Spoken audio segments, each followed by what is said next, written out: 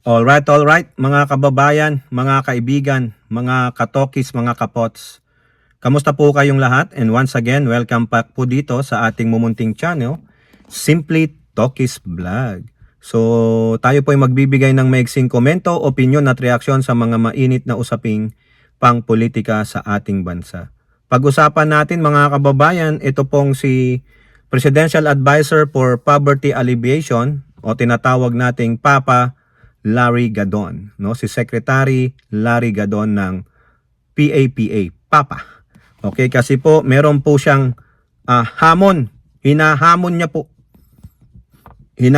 niya ang Vice Presidente. Anong klaseng hamon yan? Mamaya malalaman nyo mga kababayan.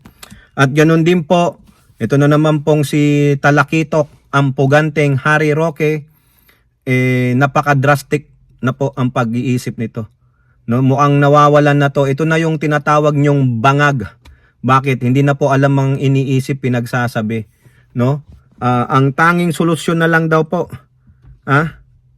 Ang tanging solusyon na lang para mawala sa kanyang opinion, para mapababa, maparesign ang sinasabi nilang bangag, nag-hallucinate na dahil sa gawa ng langong-lango ng kanyang utak sa pinagbabawal na gamot, ang Pangulong Bongbong Marcos Jr. No?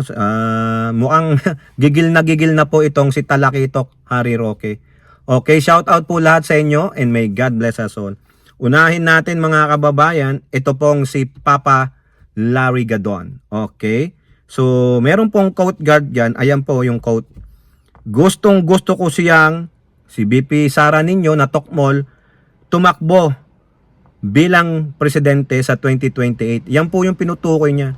Kasi gusto ko siyang mapahiya na talagang wala naman talagang boto ang Duterte. Masyado lang silang nagkiklaim na number one. Number one ang mga ganyan pero actually hindi. Walang boto ang Duterte. O ayan po. Nako, Papa Gadon, mayayari ka na naman dito ng mga kampon ng mga kadiliman, no? Yung mga bobo at tanga ng mga DD shit. O, sabi po ni Larry Gadon yan, mga tanga, mga bobo, mga DD shit, mga tanga, mga bobo. Di po ba? So hinahamon niya si Sara Duterte. Sara Duterte, maambisyon ka naman pala eh. Sobra kang tambalos-los eh. Oo, sa imong ambisyon, huwag kang magpakatambalos-los. O ngayon, ikaw ang tambalos-los. Yung sinabi mo na noon na inaalod mo yan kay Martin Romualdez, balik sa'yo. O di ba nakarma ka? Sino ang tambalos-los? Ikaw, Tokmol, Sara Duterte. Bakit? Gigil na kayo. Hindi nyo na mapababa ang Pangulong Marcos. Gumamit pa kayo ng mesaltik. No, lahat ng kinukuha nyo may mga saltik. Kasi kayo ay may mga saltik. No? Nanggagamit kayo ng mga mesaltik para naman pag nagkamali, ay hindi naman namin yan sinuportahan eh. Tingnan nyo ginawa nila kay Kiko Meow Meow Barsaga. Siya lang nandun sa mga pinuntahan niyang rally. Walang doon walang personalidad. Nasaan si Tokmol Sara Duterte? Nasaan si Barbie? Nasaan si Yot Yot Man? Wala. Wala man lang mga taga PDP laban doon. Mga senador na sumuporta kay Kiko Meow Meow Barsaga. Siya lang. Kasi nga, yung tao naman na yon si Meow Meow, agaw pansin. Kulang sa pansin eh. May ADHD yata. Yung may mental incapacity si Gago. Ngayon si Papa Gadon sabi niya, tumakbo siya si Sara Duterte sa 2028. Gusto ko mapahiya siya. Kasi ang sabi po ni Papa Gadon, maximum makukuha mong boto 5 million lang. Baka nga wala pang 5 million yan, maski na i-maximum mo eh. No? Baka naman bigyan na lang natin siya ng na lang siya. Yung may plus, sa Vegas bet, minus na yung kalaban, plus si Pusit. Anong plus niya? Plus 100. Walang laban mga kababayan eh. Dihadong-dihado. Wala siya. Feeling niya siya ang lemado. Kasi feeling niya sa mga survey, no, yung mga bayarang survey na yan, pinapaangat siya, pinapa-mind conditioning sa atin mga kababayan na itong si Sara Duterte ay magaling. Si Sara Duterte ay magaling lumaban sa kahirapan, sa insurgency. Maniwala ka dyan. Maniwala ka dyan na maaano niyang insurgency. Ang dami nang dumaan mga presidente kasama tatay niya. Pero walang nagawa sa insurgency ang tatay niya. Bagkus kinampihan pa. Kinausap niya pa yung exile na si Joma Siso noon sa Netherlands. O di ba ngayon yung kinausap niyang si Joma Siso na sa Netherlands noon, pinuntahan niya ngayon. O siya ngayon nakakulong. O di ba? It is a proverbial na yung kinausap mo na sa Netherlands, after 6 years ikaw din pala pupunta ng Netherlands. Di ba? Ang problema lang, ang tanging kausap mo mga immediate family mo. Hindi ka makausap ni Roque, di ba? Ngayon, ginagamit pa siya ng mga anak niya, mga kababayan, for their personal interest. Lalo na si Tokmol, Sara Duterte. Pero kahit na anong pagmamakaawa mo, alam ng taong bayan na ikaw, Sara Duterte, ay sinungaling. At ang sinungaling, ika nga nila ay asawa ng magnanakaw. Kaya sabi ni Gadon, hinahamon ko siyang tumakbo siya. Mag-antay na lang siya, ilang taon na lang naman yan, 2.5 years. Tapos election na for national. Tumakbo ka, tingnan natin kung may makukuha kang 32 million. Tingnan natin kung may makukuha kang 10 milyon na boto. Ang sabi lang ni Papa Gadon, 5 million lang yung sayo dyan. Kasi ang mga nagpanalo sayo ay mga Marcos loyalist at supporter. Akala nyo, nung 2016 yung tatay mo may 16 million? Hindi lahat yun sa inyo. Wala ngang 5 million yung mga Duterte supporter doon. Nabiyayaan lang kayo dahil sa iyong Aimee Baba Marcos Manotok. Kaya tama po si Larry Gadon mga kababayan. Hindi ka aabot ng 5 milyon. Yun na nga yung maximum, may plus ka pa eh. Tingnan natin kung sinong mapapahiya, si Larry Gadon o si Tokmol. Tumakbo muna si Tokmol. Kasahan mo si Larry Gadon. Huwag ka nang mag-isip na mapapabagsak niyo ang Pangulong Marcos. Wala na po yan. Ibasura nyo na yung hangarin yung mapabagsak niyo ang Pangulong Marcos bago siya umabot ng ika-4 na taon. Remember, 6 na taon ng presidente. Base sa konstitusyon, pag ang presidente ng Pilipinas, wala pang yung 4th year niya, natanggal na siya. Sa anong paraan? Halimbawa, nagkasakit, namatay, o kinudita siya, tinanggal siya, na-impeach siya.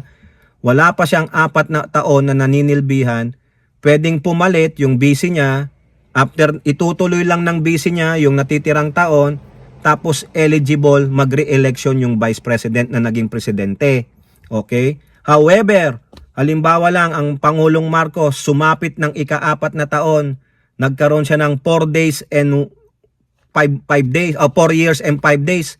Basta lumagpas lang siya ng 4 na taon, araw man yan o oras man yan, kasi walang sinabi sa Constitution, basta't naka-4 na taon na naninilbihan ng presidente, at may masamang nangyari sa kanya, incapacitated, na deadball, na impeach, yung papalit po sa kanya, ang vice presidente, itutuloy yung kanyang termino, however, hindi siya pwedeng mag-seek ng re-election.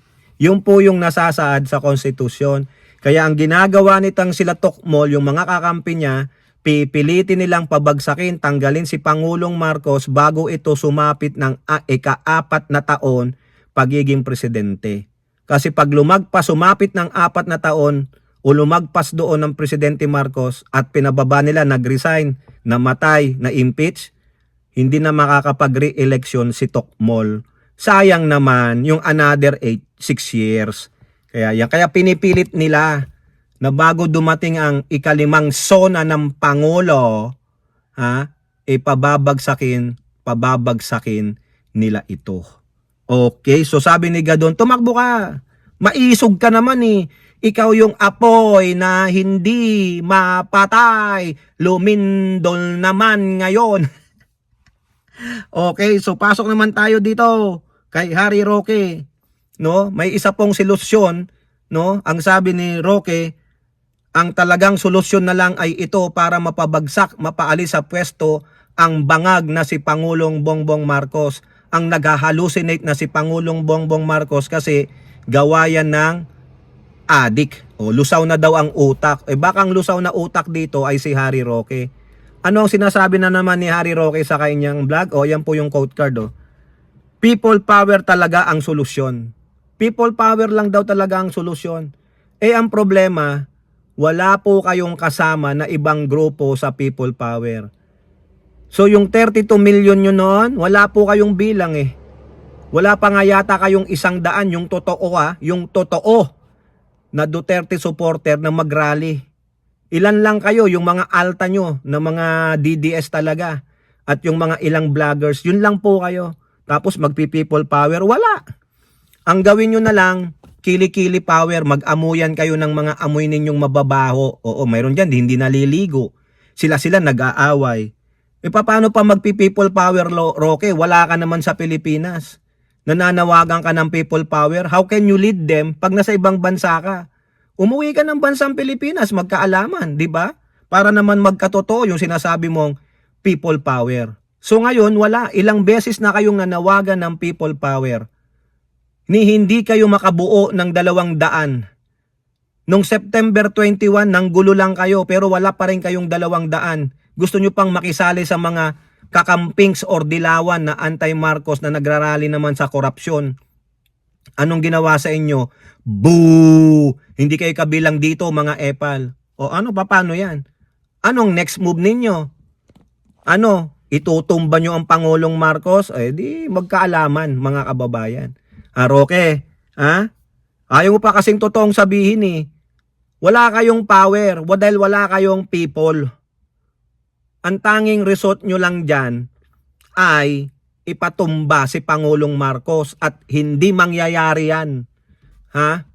Dahil kami pinapanalangin namin ang Pangulong Marcos na bantayan palagi ng poong may kapal. Hindi po yan mangyayari. O ngayon baka isplice itong video ko. Huwag nyo nang gawin yan dahil hawak ko ang totoo na video kayong mga DD shit. Okay? Yun lang ang tanging paraan ninyo.